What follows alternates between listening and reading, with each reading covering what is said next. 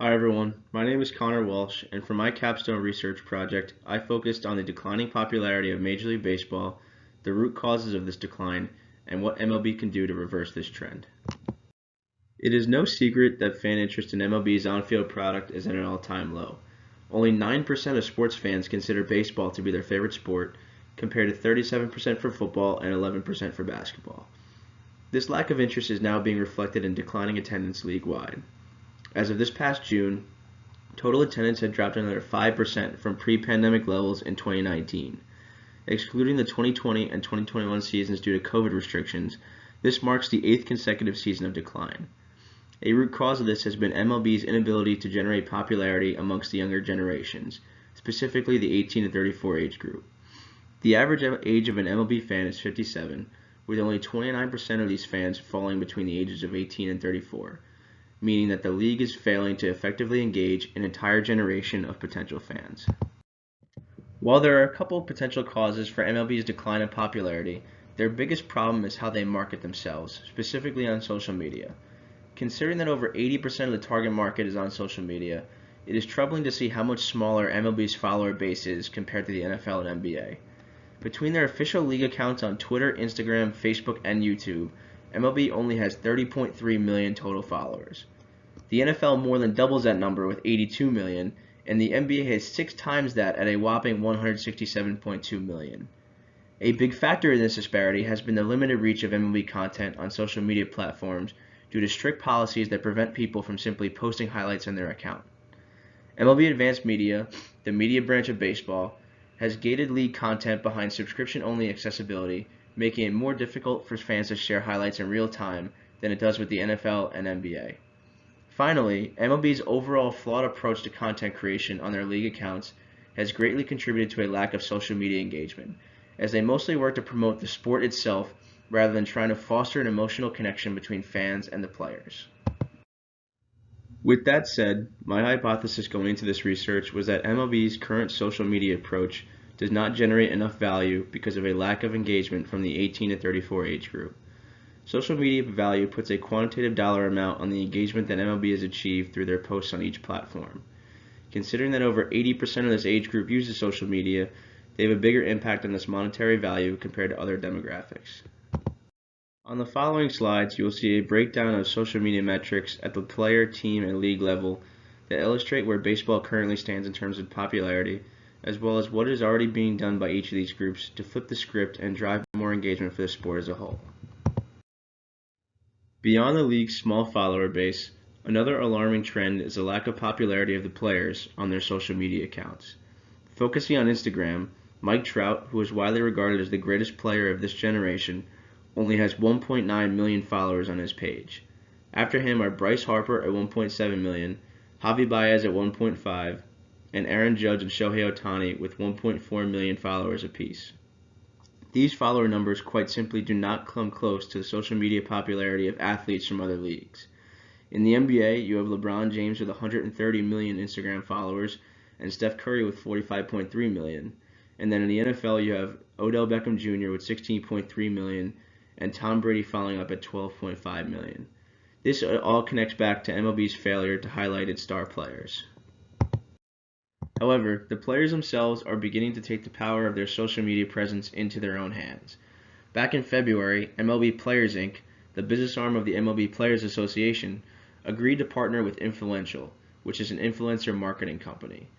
The goal of this partnership is simple: help MLB players maximize on their growing social media influence. This agreement will give 1,200 players insights into their social media data across all platforms, including TikTok, Instagram, and Twitter. Beyond routine engagement, players will also have the opportunity to secure and execute branded campaigns with Influential's wide range of Fortune 500 clients. Influential's AI-powered social intelligence technology facilitates better connections for players with top global brands. Finally, what makes this partnership with Influential so valuable to the popularity of the sport are current fan affinity trends, which have shifted from teams to players in recent years. Fan affinity, measured by positive sentiment towards a player or team, conversation volume, and the level of liking, comments, or sharing of the team's or player's content, has declined each of the past 5 years for teams, but has gone in the opposite direction for players. On a scale of 0 to 100, fan affinity for teams was 73 in 2018 versus 54 for players, but as of this year is now just 49 for teams and 83 for players. Moving to the team side of things, I focused my analysis on social media metrics for each MLB organization like follower count, engagement rate, and social value based on data compiled after the 2021 season. From that data, I then identified the highest performing teams in each metric across Facebook, Instagram, and Twitter. Starting with total follower count at the end of the season, unsurprisingly, the New York Yankees, who are the most recognized brand in baseball, led the way on both Facebook and Twitter, as well as with their 14.71 million total followers across all three platforms. The Los Angeles Dodgers were second in total followers with 8.66 million after finishing top three on each platform as well. With the Boston Red Sox and Chicago Cubs being the only other teams to crack the top three in these rankings, it is important to point out that these are all big market franchises with a historically more loyal following than other teams. Then looking at engagement rate, which is measured as total engagements such as likes, comments, and shares divided by total followers, there is a bit more parity with regards to team rankings, but also a noticeable difference between platforms. Only the Dodgers and San Diego Padres ranked in the top three on more than one platform, with the other teams finishing at the top being the Toronto Blue Jays on Facebook, the Yankees and Atlanta Braves on Instagram, and the Los Angeles Angels and Seattle Mariners on Twitter. The most notable observation from this data, however, is the rate of engagement on Instagram compared to both Facebook and Twitter. The Yankees, Braves, and Dodgers all finished with engagement rates over 11% on Instagram. Meanwhile, the highest rate on Facebook was only the Dodgers at 2.51% and 1.3% by the Angels on Twitter. Finally, as I mentioned earlier, social value monetizes the marketing value brought on by a team's social media content based on metrics like impressions and engagement rate. Just like follower count, this metric was primarily dominated by bigger market franchises. The Yankees, Dodgers, and Red Sox each finished in the top three on at least two of the platforms, with the only other teams at the top of the rankings being the Padres and Angels.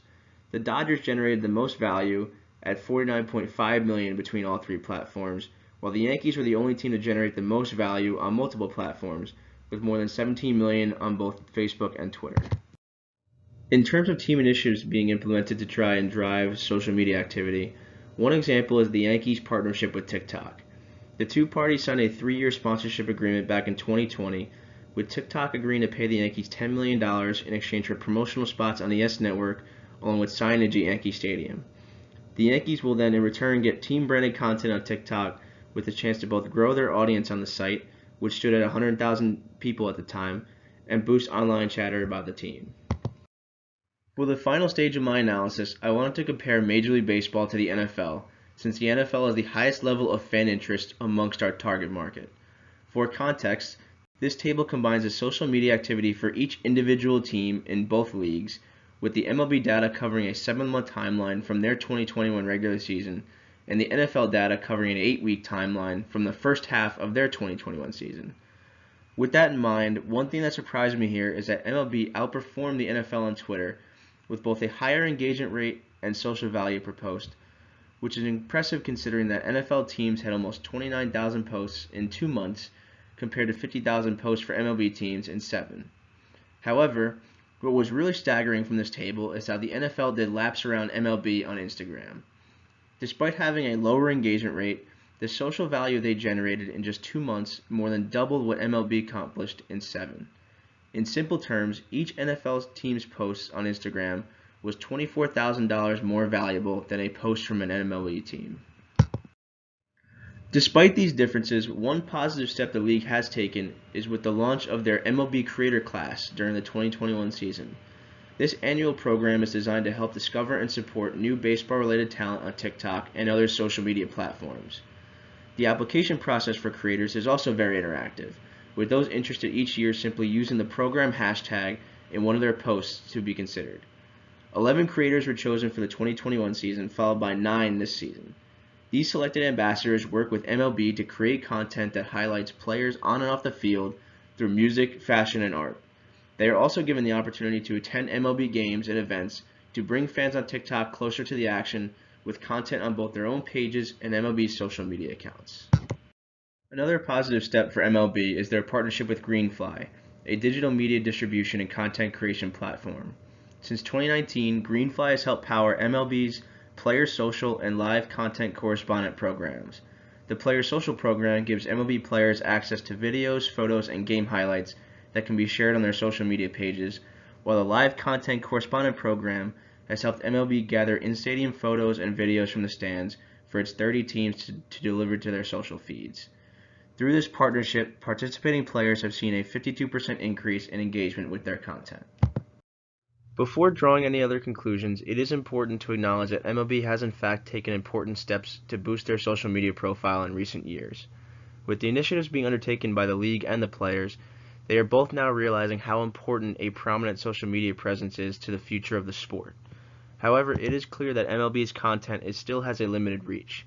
Despite having higher engagement rates than the NFL, MLB still does not generate enough impressions to lead to significant value due to its much smaller base of followers. This will especially need to change on Instagram, considering the incredible social value NFL teams have generated with their Instagram posts. With MLB's official account only having 8.9 million followers and no individual player having more than 2 million, they face an uphill battle trying to generate that kind of value. Finally, going back to the hypothesis, it is in fact difficult to prove causality without looking at a breakdown of MLB social metrics by age. However, a correlation can be drawn from the preferences of the target market, considering the NFL has almost 40% more fans from the 18 to 34 age group, and 84% of this group uses social media like we mentioned. Based on this analysis, my first recommendation for MLB would be to change policies that restrict the reach of their content. Instead of forcing users to remove posts of MLB GIFs and videos like they have been doing in previous years, MLB should embrace the NBA's use of non-restrictive policies when it comes to sharing this content. While it is important to protect your product and enforce media rights, it is difficult to argue with the success the NBA has had with this model. With MLB facing declining attendance, this level of engagement would do wonders for brand awareness by meeting the younger audience where they are. Secondly, I would recommend the league be more creative with their content. Instead of simply highlighting the action in the game, showcase what makes the game fun, the players and the fan experience. Nearly 90% of fans find that behind-the-scenes content keeps them hooked on their favorite players, so things like player Q&As, account takeovers, and mic'd-up sessions during the game would be a great way to create emotional connections and potentially establish long-term loyalty. Teams can then supplement this with content that shows off fan experiences at the game, giving those who have never been the chance to see how much of a fun atmosphere it is. From there, MLB and its team should focus their social media efforts on Instagram and YouTube. Not only are teams experience higher engagement rates on Instagram, as we saw in our analysis, but 71% of the 18 to 34 age group finds himself on this platform. YouTube is an even more untapped tool for MLB, with several teams having only a few videos posted to their channels, despite 95% of the desired age group being users of the site. Finally, while the creator class is indeed a great way to start welcoming influencers to MLB's social media space, the league should expand it to become a feeder program, where individual teams can agree to partnerships with influencers upon their completion of the program. This would allow creators to maintain long-term involvement with the sport while also taking on a more creative voice for that team they decide to partner with. The implementation of these recommendations would not come without challenges, though. League-wide buy-in is always going to be a factor due to the history of disagreement between MLB and the MLBPA. Besides the tenuous lockout from earlier this year, Commissioner Rob Manfred famously criticized players back in 2018 for failing to market themselves, instead of taking accountability for the league's own lackluster efforts at the time. It may also be difficult to convince the owners to accept the loss of ad revenue that would be associated with removing restrictions related to the sharing of MLB content on social media. Another factor to consider is the cost of influencer partnerships at the team level, especially for those in smaller markets. Looking at Instagram, the rate for a single post can go as high as $10,000 depending on how many followers that influencer may have. On YouTube, these rates can go as high as $20,000 per video, again depending on the amount of followers that influencer has. Another challenge for teams is their limited social media personnel. Before last season, MLB ended its in-game coordinator program, which was created to have individuals from MLB and assign them to each team to help serve as the voice of their social media accounts. One final challenge that may impact the success of any social media initiative is the general lack of interest in the sport by the target market. While MLB has taken measures to try to make baseball more appealing, The reality is many young fans simply feel that the game is too slow, lacks action, and takes too long to finish.